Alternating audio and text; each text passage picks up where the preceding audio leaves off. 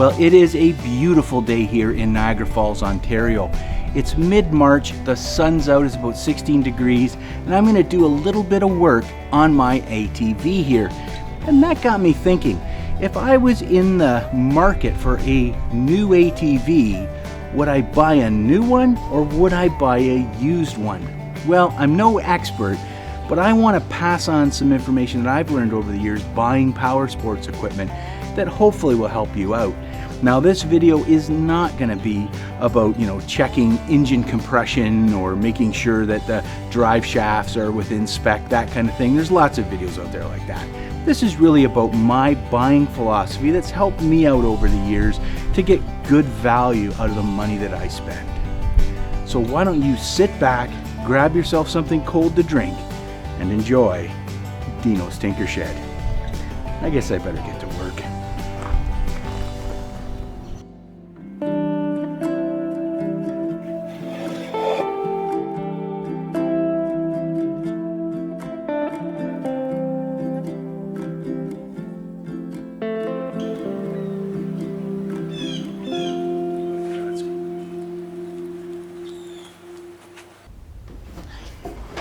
So you're gonna buy an ATV.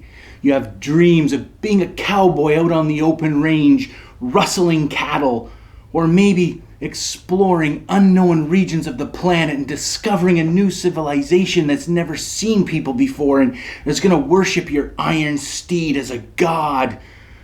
Or maybe you just need to take the garbage out to the curb. Either way, if you're looking to buy a new ATV in today's market, they're really expensive.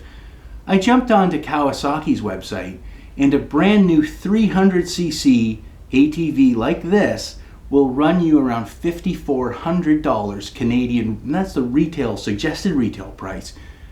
Now add taxes, shipping, PDI, and all the other stuff that the dealer's gonna ding you for, and you're going to spend well over $6,000 to get out the door with a new 300cc ATV.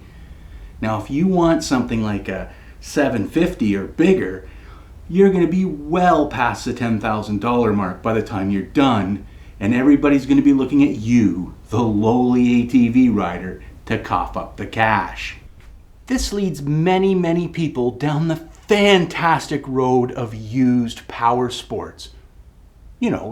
The place where in 1986 Honda 250 Big Red, that doesn't have an ownership, ran last summer, looks like it's been through World War III, is somehow magically worth $2,500 Canadian.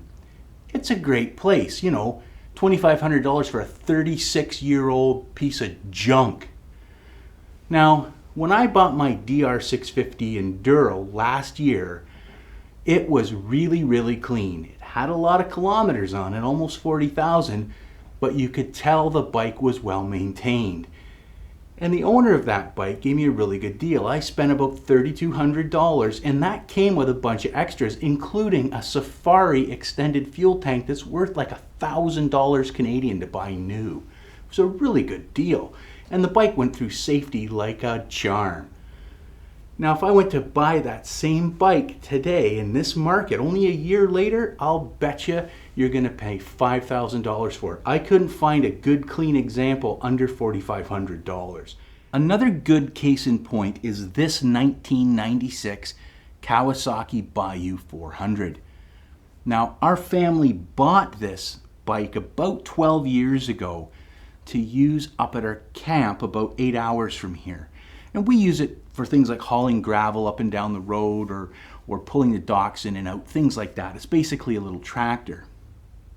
We spent $1,700 Canadian 12 years ago for this bike. And it didn't look like it does today. It was in pretty rough shape. In fact, it had lived the last 2 years of its life before we bought it in a chicken barn. So it had all kinds of crap on it, literally. The seat was pretty chewed to pieces, so we had to get it reupholstered, and the wiring really was in rough shape. I mean, I had to go through the bike and pretty much rewire the whole thing. Now, I took a little moment and went on Marketplace to see if there were any of these 400 Bayous available to buy, and there were. I actually found 5 of them for sale today ranging from $3,000 up to $5,400. Now the $3,000 unit was pretty rough. It was almost as rough as what this one was. The difference is it didn't have an ownership. This one did. Now, it doesn't matter what you're going to use this ATV for, whether it's work or play. There is a question though that you need to ask. And that question is, who are you? Do you have the skills to fix one of these things if it breaks? If not, you're going to have to bring this thing to somebody, whether it's a dealership or a part-time mechanic, to fix it for you. So you're going to have to pay for that. Now, if you don't have the skills or the money, getting into power sports, boy oh boy, it's a challenging thing because they are expensive. Now, if you are one of these people that has the skills to fix one of these things, there is another question that you need to ask, and that is, do you have the desire to fix one of these machines? Now, chasing parts for a 30-year-old machine when it breaks can be a real chore. I enjoy it. I actually like keeping older stuff like this running. It's kind of fun for me. But if it isn't for you, you probably want to look at a newer, used machine at the very least, something that's less than 5 years old. This Kawasaki 400 has really been a great workhorse for us up at our cabin, but parts really are becoming a little bit harder to find. Things like brake shoes or oil filters, things like that are easy enough to find because it does share some components with other motorcycles. But things like clutch discs or even the CDI box was getting hard to find. Now, surprisingly, the actual dealership still does carry parts for this. I can't believe it, but every once in a while, I find myself calling Kawasaki and saying, hey, do you have this particular component? And they surprise me because sometimes they still do. But for the most part, I'm hunting eBay or Craigslist or Amazon, believe it or not, to find parts for this bike. Now, what's interesting is the CDI box, I replaced that about 8 years ago. I was having some ignition problems and traced it back to the CDI. Now, on that occasion, 8 years ago, I couldn't find an aftermarket one at Royal Distributing or anywhere. So I had to go to Kawasaki, and they had one, but it was $395. So I pried my wallet open, laid the cash down, and it solved the ignition problem. It was fantastic. But interestingly enough, that CDI module is now available on Amazon, and it's like $54. So in some ways, parts become more available for older machines if they stand the test of time, and I think that's what's happened with this Kawasaki. The first question you really need to be asking yourself if you're in line for a new used ATV is, what is your budget? This involves everything, not just the cost of the quad itself, but things like taxes, insurance, registration, and for me, most importantly, if it's an older machine, is a contingency for parts. Now, even the best old machine is going to need something, and if you don't set money aside, well, you're not going to really be able to get the machine working the way you want it to work.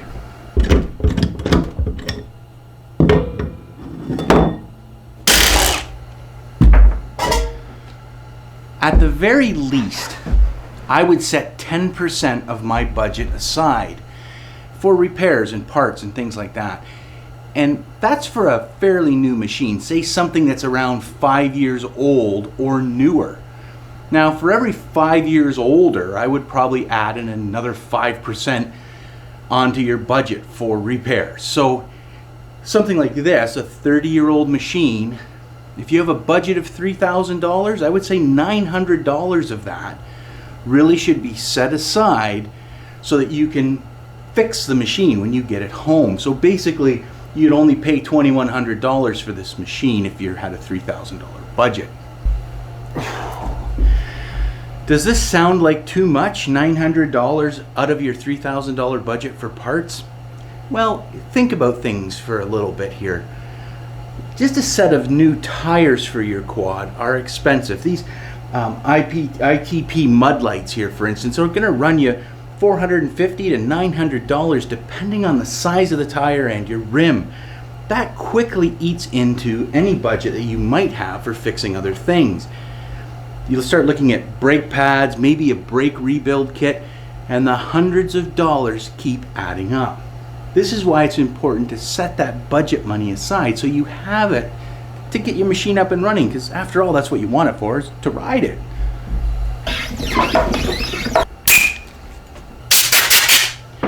Now, I'm not trying to scare anybody here. It's just a fact of the matter that if you buy a used quad, you're going to need some parts. Now, there are the exceptions out there, of course. You can find the person that's maintained one of these things right from new. They're usually older people, and they have every single maintenance record, every single part they've ever put on it, every service. It always goes back to the dealer. It's stored inside, and it looks great. Now, if you find one of those hidden treasures, it's really going to be up to you whether you want to adjust that ratio of parts to outright expenditures. Sometimes it is a good deal to spend a bit more on the bike itself and hold less money back for your contingency, but it's really going to be up to you. You're going to have to go and look at the machine and determine whether or not you think it's worth the asking price or close to the asking price of what the seller wants. I can't help you there. You're going to have to do that on your own. You're going to have to do a bit of research, know what the market value is, and if you trust the person, well, then maybe it's a good deal. Does that mean it's really not even worth looking at a used ATV? Well, of course not. There's lots of great ATVs out there, and they always are cheaper than a new one.